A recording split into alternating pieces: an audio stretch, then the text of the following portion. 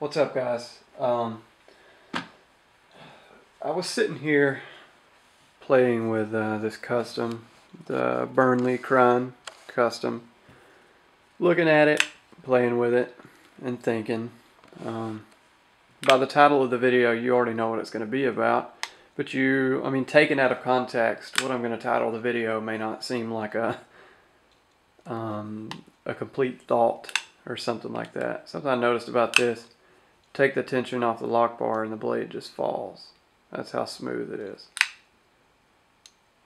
I wish everybody could feel this knife. I don't know if all customs are at this level of smoothness, but I wish you guys could feel just how smooth this thing really is. Knives like the Tilt and all that are smooth because of the KVT. They're more smooth like swinging freely. This is more smooth as in, it feels like it's riding on a cushion of air. Like if you've ever pushed a air hockey puck on the table and just felt how smoothly it glides over the table like it's on a cushion of air, because it is. That's what this blade feels like. It feels like it's on a cushion of air. You can't feel anything, nothing. It's just that smooth. Anyway, the knife or the video is not about this knife. I was sitting here playing with this knife, touching it, thinking about it, just really getting intimate. Just really getting intimate with the knife. Oh God, I didn't think about that before I said it. Thinking intimately, intimately meaning close, not like it sounds. Thinking closely, paying a lot of attention to it. And I thought about the knives that I traded for this. I traded away 3 Microtech SOCOM Elites in 20 CV. Of course, I had a lot of credit left over because 3 of those knives equals way more than what this knife cost. But I still traded those 3 away. And I was thinking about it. For me to be happy with trading those away and accepting this, my philosophy of knife collecting and knife using, just my philosophy of the hobby as a whole, has had to have changed.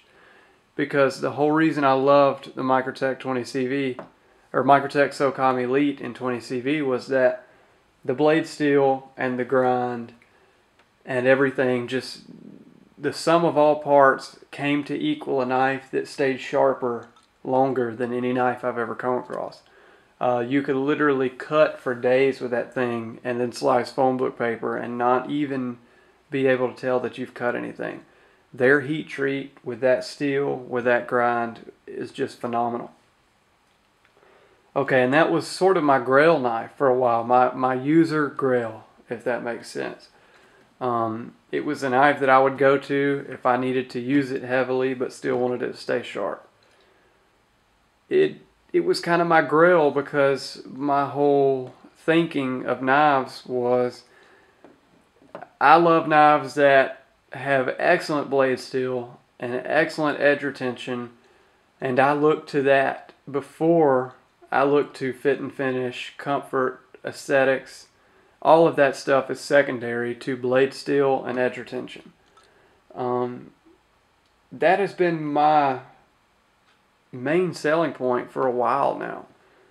I'm realizing as I progress in this hobby that is becoming less and less important, and quality, aesthetics, craftsmanship, pride of ownership, all that stuff is starting to become more important to me than edge retention and blade steel. This knife is a really good example, but something else that really made me wake up to this fact was the Emerson. Emerson is a knife that people love or hate.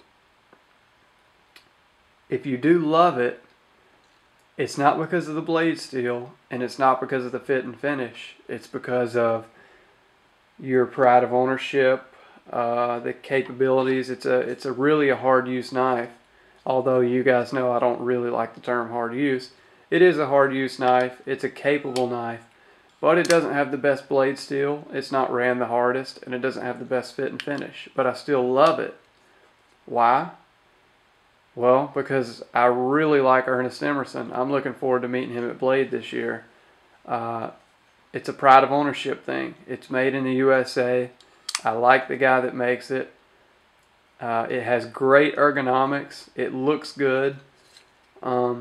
Everything equals a knife that I like except for the blade and hardness. Everything, edge retention, blade steel. But I've moved on from that.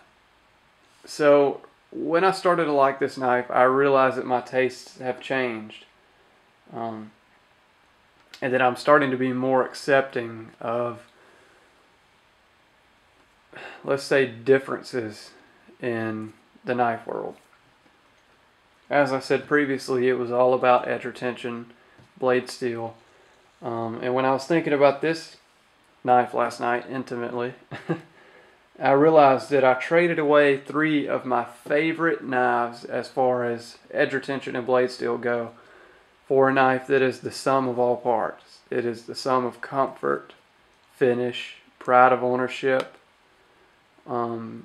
It does have really good blade steel and edge retention, but not the greatest. CPM 154 is known for really great edge retention. It's beyond S30V in some cases at some hardnesses. I'm guessing that this is ran pretty hard. Again, I can't verify that, but just based on the sound of it and the feel on the stones, I'm going to guess it's ran pretty hard. I've mentioned this in got something in my throat. Previous videos that I can kind of hear when a blade is really hard. I've noticed with ZDP and M4 that it has kind of a ring to it. I don't know if you're going to be able to hear that.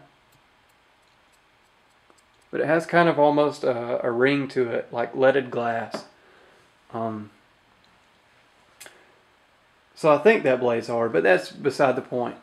CPM 154 isn't leading blade steel, although it is pretty high tech. It's not going to be the best in edge retention, but I still love the knife more than I love those Microtechs because it has the looks, it has the functionality, it has the pride of ownership, it has the exclusivity. Even though those Microtechs have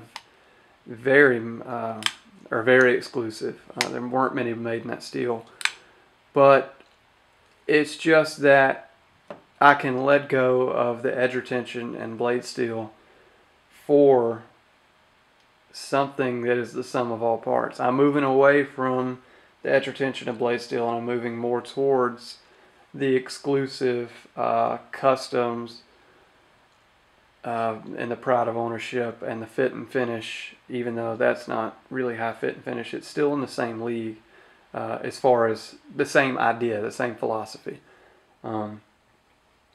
I'm still moving towards this kind of stuff in spite of it maybe not being the latest and greatest in materials, blade steels, that kind of thing. Even if this knife was made out of regular 154 cm, I would probably love it just as much. It's just one of those knives that speaks to you. And I would still be just as happy, even though I traded away 3 of my favorite knives in terms of edge retention and blade steel. So this leads me to the title of the video. What do you look for in a knife? I've never asked my viewers questions directly, I don't think. So I'm kind of excited to do this. What do you look for in a knife? What is more important, blade steel or exclusivity, materials, fit and finish, overall quality, country of origin? What's most important? What drives your search for knives? I know what fuels the fire for me has drastically changed over the past month, really over the past 3 or 4 weeks. 3 or 4 weeks is a month. I meant to say 2 or 3 weeks. My whole outlook on the hobby has changed pretty drastically in a short amount of time. So didn't mean to drag this out, but I had a few points I wanted to make, and I got to play with this thing more. It's absolutely beautiful. Accidentally laid a scratch on the hand rubbed flats of the blade this morning. It's right there. It doesn't look bad in this light, but in not artificial light, in some lights it looks really bad and stands out, but luckily you can't see it just looking at it head on. Still love this blade. What a beautiful blade. Anyway, let me know what you think, guys, about my whole change in knife philosophy and what you like about them, what you look for. Anyway, thanks for watching, and I'll see you next time.